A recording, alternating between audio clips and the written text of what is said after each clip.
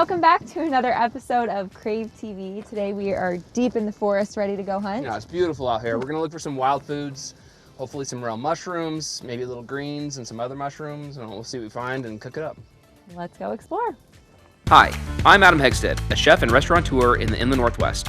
I'm all about the people because that's what hospitality is built on. Hi, I'm Chandler Baird with Spokane Eats. I'm a local foodie and lifestyle influencer in the Pacific Northwest. I'm all about highlighting our local eateries and businesses and the communities that support them.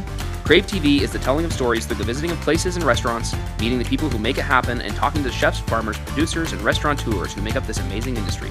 This is Crave TV.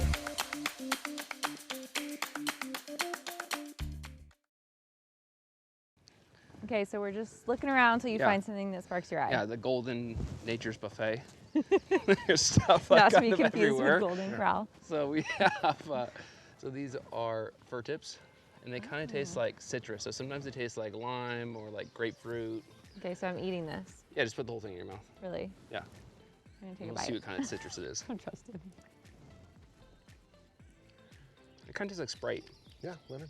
I'm Lemon getting lime. orange. Oh yeah, kind of orange peel. Mm-hmm. That is crazy. Yeah. Yeah. How And do they have you like a know- ton of vitamin C in them. Really? Yeah. And so you can like, sometimes we'll put them on like pizza or like saute them up or whatever. Yeah. Wow. Okay, so you can really just be on a hike and you spot these. How do you know? Like, how can people find them? And know Oh, that it was they're just, I safe? just been kind of eating a lot of stuff that I find, and then I just see what doesn't get people sick. Okay. I'm just kidding. No. We just do It's a some research. horrible idea.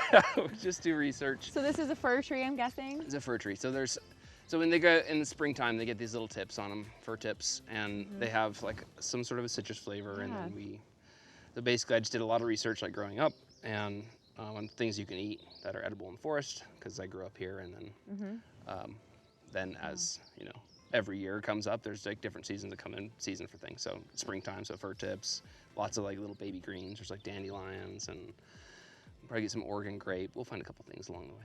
And these are all over our region, I'm assuming. Yep. If you go on a hike, you can find fir tips pretty much anywhere. Yeah, in springtime. Fascinating. All right, let's find some more. All right. So we have, so what we're looking for is like kind of a spring morel. These are a little bit like lighter in color, or some burn morels. And they're like a little bit different. They're different in this time of season than you would get later on in the year.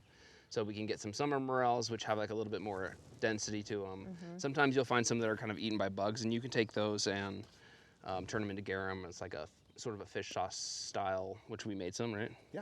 And Cool. instead of just, you're not gonna be able to saute them, eat them up like normal morels, but you'll see at the end. Okay, and what's the difference between like a regular mushroom and a morel? So morels kind of have, they're like a little bit more porous. They have like kind of big holes in them. Looks sort of like almost like brain-like. Okay. And they have, I think when you're cooking them, I think they have like sort of a meaty flavor to them. Interesting. Yeah. And are they more nutritious? All mushrooms are kind of the same. Okay. Yeah. It's just fun to go hunt them out rather than buying regular mushrooms in the store. Yeah.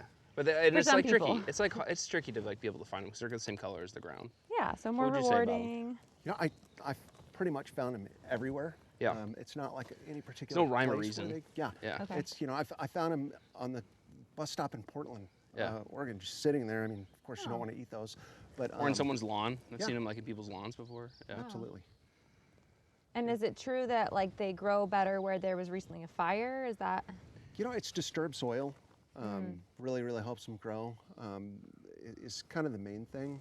But like I said, they kind of grow anywhere. Yeah, and you don't want to like just pick up the whole thing so it'll rip the root out. You want to just cut them flat on the bottom so that they'll continue to grow throughout the year.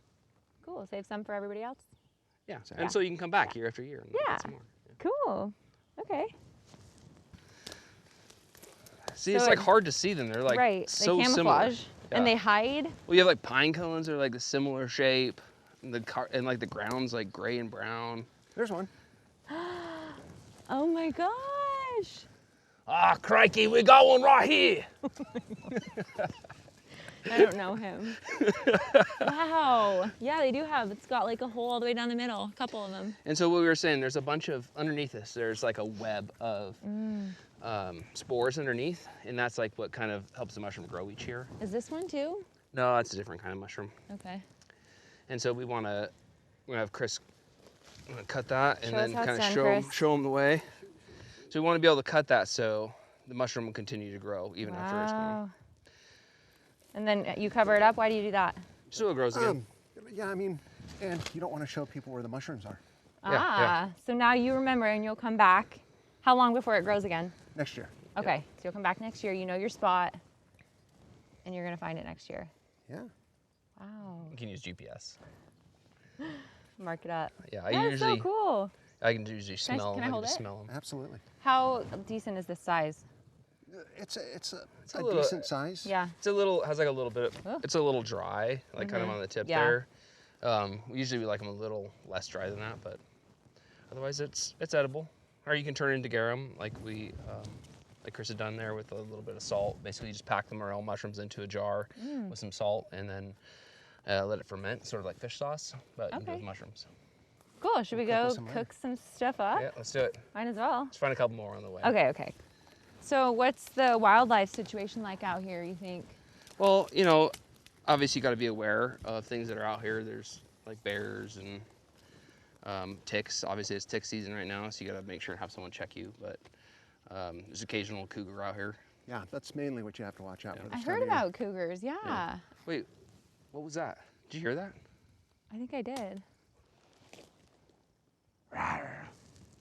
All right, so we're gonna pan fry up some morels. Just got a little beer just to add a little moisture here. It's not just any beer. No, it's unleashed amber. Laughing Dog. It's Love amazing. it. Is that some new branding? Yeah, it is. It's nice. Yeah. So just toss them around a little bit. I have a little bit of our maple chili sauce that we're gonna drizzle on as well. And this will just help the breading adhere a little bit because we're gonna pan fry these. Okay. So I'm gonna have a little bit of a fine flour here. It's just salt and pepper. It's a Wondra, so it's like, use it a lot for like pan searing because it's really ultra fine flour. Yeah. But it gets really in the crevices, and then when we fry these up, it kind of tastes like, almost like thigh meat chicken. Oh my gosh. Super freaking good. Good little So these guys are vegan obviously secret. pretty tiny. So we have a couple of the other bigger ones that we will steam up in some beer too. So after you find them, do you typically wash them, or is it kind of just like? No, we they're wash them good? usually, Yeah. but we're in the woods, so We're just being roughing rugged- it we're today. rugged. Rough and tough. Yep. I got gloves on. All right. How do you cook them, Chris? What's your preferred method? I'm pretty simple. I like butter, garlic. Yeah. Sometimes Kind of cook them down a little bit. Yeah. Toss them in pasta. And that's kind of the next one we'll do is like do a little bit of a, more of like kind of like clams almost, like steamed in beer and butter. Yeah. This way I like a lot just because it's like a little more southern-esque, I guess. And are morels typically just found in the Northwest, or can you find them all over? I don't know. Do you find them in the South? They're like, it's kind of more of the northern regions. Yeah, you definitely find them like in Oregon, Western Washington, kind of all over the Northwest, but I haven't really seen them. I know they grow just in the north. I'll look at like that whole belt. Gotcha. Yeah. And we'll just cook them till they get a little crispy. Okay, so we're gonna give these a little try, and then we'll do our next method. And this is a little maple chili sauce that we use at Honey. They smell like the fair. That's me.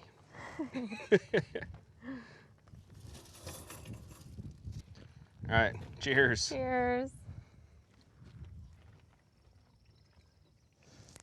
That's so good. It's delicious. Yeah. Don't you think it tastes kind of like chickeny? Yeah, if I had my eyes closed, Yeah. I would maybe have guessed that's chicken, Yeah. for sure. Chicken thighs, chewy and juicy. Yeah. Especially when you get Wow. like those bigger ones too.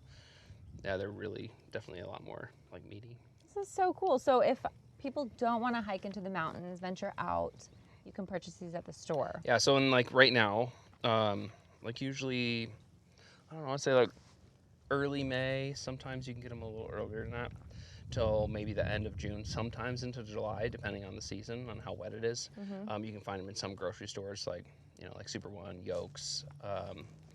Pilgrim sometimes has them. Typically, the farmers markets. Farmers markets are the almost best. always has them, and the price like Okay. changes. Like in the beginning of the season, they're pretty expensive. They can be $30 to $50 a pound.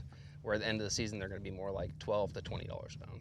Okay. And after you cut it, how long before it goes bad? I would, like it kind of depends. If you cut it, you can put like a paper towel in a dish and seal it like in Tupperware, and they'll last quite a while. Okay. If you do that, you can dry them and use them all year round. Yeah, Oh. you We just can- rehydrate them with a little bit of hot water. Oh, My cool. my brother actually made It's a garum. It's where you take if the mushroom's a little far gone, you can take that and you do like Adam was saying, like a 2 parts salt to mushroom ratio, and you ferment it, and it makes the sauce. Just naturally ferments, like the juices from the mushrooms will soak in and then start to ferment the mushroom, and then after a period of time, it just kind of tastes like sort of like fish sauce somewhat. Yeah, it liquefies. Yeah. All right, so we're just gonna do a little bit of a slight braise to these. So we have some mushrooms. Go ahead and throw them in. I have a little bit of chopped onion here. So we're gonna kind of do them like steamed clams almost. So I brown the butter a tiny bit. And we have some onions and a couple garlic cloves. We'll add some of these little guys too. We got some of our, look at these beauties. These ones are nice. Check those out. That smells so good. Those are some of our beautiful ones. So we'll saute those up a little bit. Salt. In the fire truck. That's why he put the tarp out. Messy chef. The other thing with mushrooms is you have to make sure not to oversalt them, like when you're cooking them, because they're made of moisture, so they'll just dehydrate into nothing. So I try not to oversalt them. That looks pretty good, I think. And then Amazing. just got a little bit of browning. You can smell it now, like it's aromatic. So then we'll add our beer. Laughing Dog Amber. I think it fits. Yep. We'll just let them cook for a minute or two. That's it. Super easy. Beautiful. And these ones will have a little bit different texture. They'll be still like that sort of that meatiness to them, but they'll be obviously softer and buttier, more buttery. Butterier. Butterier. This is the easy part. We did the hard part, and now we get to just relax and enjoy. But you can see, like when you cook them in, especially when you have like some of those ones that are a little bit drier, when you add the moisture back in the beer, you can see they kind of plumped up a little bit. Yeah. You know, and the other ones were obviously like these ones here were already kind of plump, but these ones plumped up quite a bit. Yeah. Finish a little bit of Parmesan.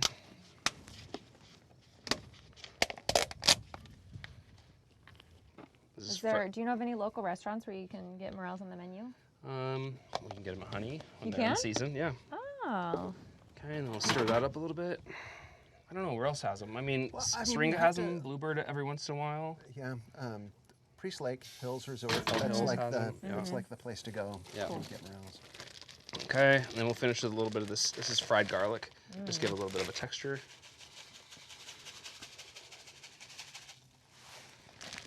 Wow.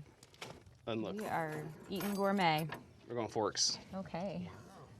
Fancy. All right, give it a try. All right. I see you're braver now. Now that you tried the first one, you're Then I like, get all a right, all right. Big one. That's a big meaty one there. It smells so good. Thank you, Adam. Thanks for Oh, taking us yeah. up here. Of course. Fantastic. Well, that's freaking good. So freaking good. Yeah. So weekly morel hunting. You guys got to show me where to All right. find it. Just in the woods. Find everything. Just It's in the woods, yeah. So if you just head up to the woods. Just go ahead and you'll figure it out. Yeah. Cool. All right. Join us after the commercial break for more Crave TV. We're going to head over to Honey Eatery in Coeur d'Alene.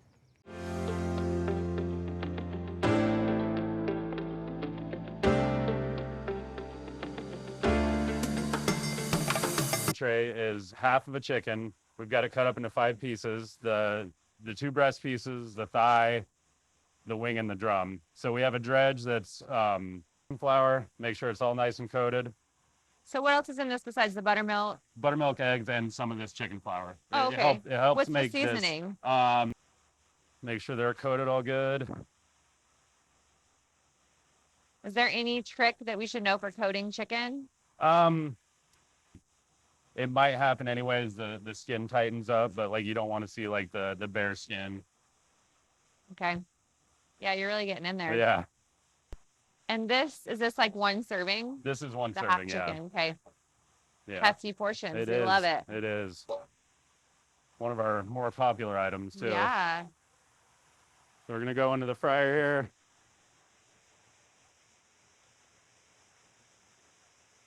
Just lay them all out. Drop it down. And that's gonna cook for probably 11 or 12 minutes. Okay. And at the same time, we're gonna put the honey bun in the hearth here. The honey bun. Uh-huh. And that's the secret too, I'm assuming. But we can guess that there's honey inside. There will be honey on top. Oh, on top. It's just a Parker house roll. It's gonna get honey butter and honey and salt, flaky salt on it. Yeah. Yeah. Okay, so that goes in your pizza oven. Yep. And now we just wait. We wait. Now we have a dance party. All righty, look at that. Beautiful. So that 11 minutes sounds long to me, but is that right? Like, how do you decide? I mean, that's trial and error. Like, Yeah. you know, cooking from raw, it's going to take a little bit longer, but the product is better in the end. Like, you know, some places will par cook it. We cook it, you know, to order. Okay. And some places have pressure fryers that, So you're doing cook it the faster. right way. Yeah. Well, Yeah, I yeah. mean, there are a number of right ways, but I think this produces the best product. Cool. Looks So we amazing. have our fried red potatoes for the red potato salad. What's this? This is our potato salad dressing, and it's got honey in it, of course. Yeah. Whole grain mustard, caramelized onions, mayonnaise. That might be it. Okay. There might be a few other things that are missing. That goes on the plate. That's so interesting how you smash it up. I haven't really seen that. Smash it up. It's Okay. warm potato salad. Yeah. So plating, you always want to kind of plate up so it's got some dimension to it. So I always start with the thigh and the two breast pieces on the bottom, and then the wing and drum on top. Heck yeah. Here's a question: wing or drum? Which one? Which one do you prefer? Me personally, yeah. I'm a drum. You're a drum. I me like the too. drumsticks. Yeah. Some pickled jalapenos. The first one I'm going for is the thigh, though, for Is it? sure. Oh, right? thigh. Me too. Yeah. Absolutely. Like I love the thighs. Yeah, I'm fighting someone over the thigh. Some of our house kimchi, Cool. and then we're gonna grab our honey bun. A little bit of honey butter. Ooh, look at that. And then we're going to go honey over the top of everything. Of course. Well, the bun and the chicken. Yeah. Oh, baby. What's the story behind your honey? Do you use the local suppliers? We did use a local supplier, and then during COVID, we, Yeah. that kind of, they weren't able to supply us with what we needed. And salt? we're trying to find another local supplier that can get us what we need. Cool. Well, Adam has bees. So why doesn't he just produce all the honey for you I don't guys? think he could do enough for the amount that we go The through volume. here. Oh Yeah. my gosh, that looks so good. We have the sweetness from the honey, of course, the saltiness, the spicy, the crunchy, everything you want in a dish right here. Should we go dig in? Let's do it. Let's go. All right, so we ventured downstairs to the social club area. It's really beautiful down here, mostly for events, right? It's amazing for events. It feels like Yes. so cool down here. It does. Like It's the a vibe. rock, the pictures, a little bit of everything. The leather couches. Sometimes there's a bear scene back there. We'll talk a about little that bit later. of scotch. Anyway, so You guys made me some we snacks. made you some fried chicken. All right, it's one of my favorites. I don't know Yeah. if you've had it before. I can have it anytime. It's fine. Why do you like being a chef? What drove you to this career? I think one of the things I like the most about cooking in general is just like you're never done learning new stuff about it. Like, and you can learn something from everybody. Like, I'm sure, obviously endless, Adam yeah. can teach me a bunch of stuff. I'm sure there's like you have a dish that you make that I would probably be like, wow, that's amazing. Pretzels. Yeah. All Something. right. Pretzels, huh? All right. I've known Nick for a super long amount of time. What are some of your favorite dishes that you've done before here, and so what are some of your favorite ones you do here? I'll start with here because that's the the most recent, I guess. Yeah. With the new menu stuff, like the pizzas have been real fun. I'd never worked at a pizza place before, and it's been that's one of those learning things where I'm learning something new, and it's It's all about really subtle things to make that makes the difference. Yeah. And you guys make your own dough, right? Yeah. It's out upstairs. Yeah. I think that's maybe the difference is it's like those subtle things, right? Yeah. It's like everybody's had fried chicken a bunch of times. Like, how do you make it special? How do you make it unique to here? So You drizzle it with honey. drizzle it with honey. Yeah, have a little bit different of a breading. Some I heard. kimchi. Yeah. Breading. It's a secret recipe we'll get later off camera, I guess. Should we try it? Yeah, please. It's just taunting us.